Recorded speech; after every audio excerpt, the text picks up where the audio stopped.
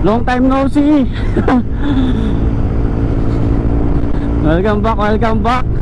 Nice to see you again mga sir. No, pasensya na kayo, natagalan tayo mag-upload ulit, no? Kasi kinukompleto natin yung accessories ng bago nating action cam, which is itong GoPro Hero 8. Woo! Sarap. Ganda talaga dito. Nandito pala tayo ngayon sa norte ng Pilipinas mga sir, dito sa Tuaw East. Nasa taas tayo ng Pilipinas ngayon mga sir. Mapakita ko sa inyo dito mga sir yung view deck nila dito. Ganda, sobra. Parang nasa ano, probinsya. Ano? Pure green, pure green. Woo!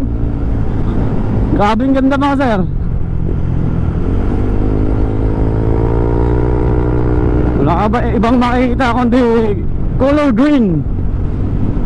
Ano? May mga part lang na ano, na kalbo na. Pero may mga part din naman na may mga puno pa. Ano, sobrang ganda.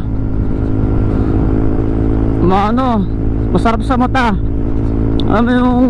Kaya minsan ang sarap din magbakasyon sa probinsya.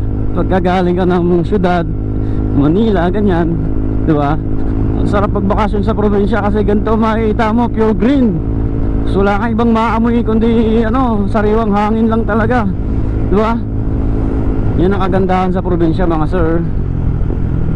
Yan, dito yung pinaka view deck. Kaso hindi na tayo siguro pupunta dyan. Papakita ko lang sa inyo. Ayan I love Tuaw. So ito yung pinaka view deck nila. Kung isi-search nyo to sa Google Maps mga sir, Tuaw Cagayan view deck. Yan, lalabas yan dyan sa Google Map mga sir. Sobrang ganda. Ayan pure green lang yung makikita mo. Sarap sa mata, nakaka-relax, nakakatanggal ng stress. Totoo. Tapos nakamotor ka pa. Wow, solid na experience mga sir. Parang sarap umakyat doon, di ba? Doon banda. Tanaw mo yung dito banda sa baba. Itong dito. Sarap umakyat dyan,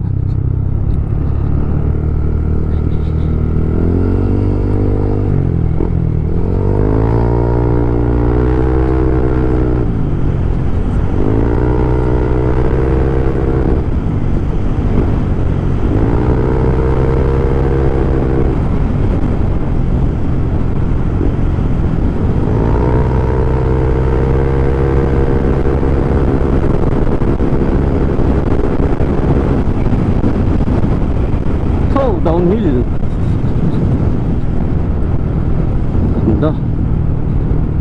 Ganda talaga dito mga sir. Solid. Tapos may tulay pa yan dito na mahaba. Ayun sarap. Sarap kung may drone. Pag sa mga susunod nating upload, sana drone na yung makikita nyo mga sir, nakadepende yan sa inyo mga sir. Kung patuloy nyo susuportahan yung ating channel, di ba? Why not? Para mapakita ko pa sa inyo ng mas maigi at mas maganda yung mga napupuntahan nating lugar. Titingnan nyo naman yan kung gaano kaganda tong lugar na to mga sir.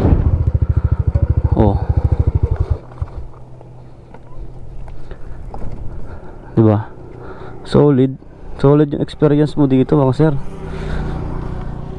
Ang lawak ng ilog na to. Siguro pag bumabaha to, grabe bulto ng pwersa ng tubig dito mga sir, Habi lawak Patag na patag talaga dito sa norte mga sir.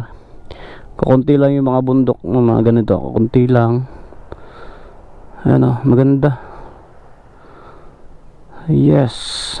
Sarap dito tumambay Buti na lang lumilim mga sir. Nakisama yung panahon sa atin lumilim siya.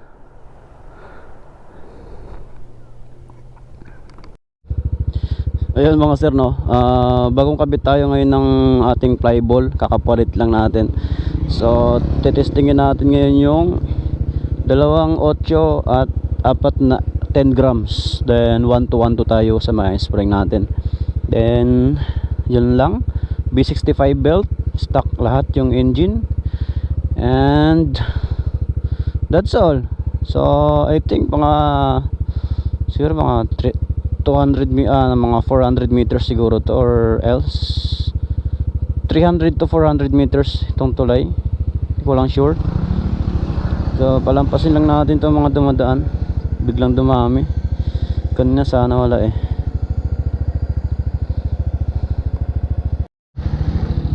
So ayan pala mga sir, no, meron tayong top box ngayon.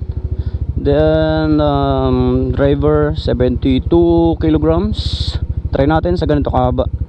Alright, let's go.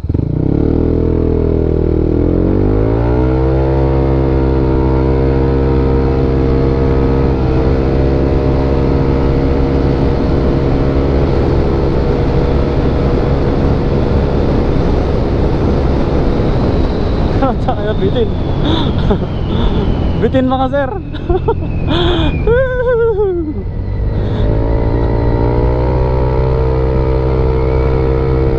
Bitin yung tulay. 100 lang. Ewan ko, mga siguro umabot ng mga 11 seconds or 12.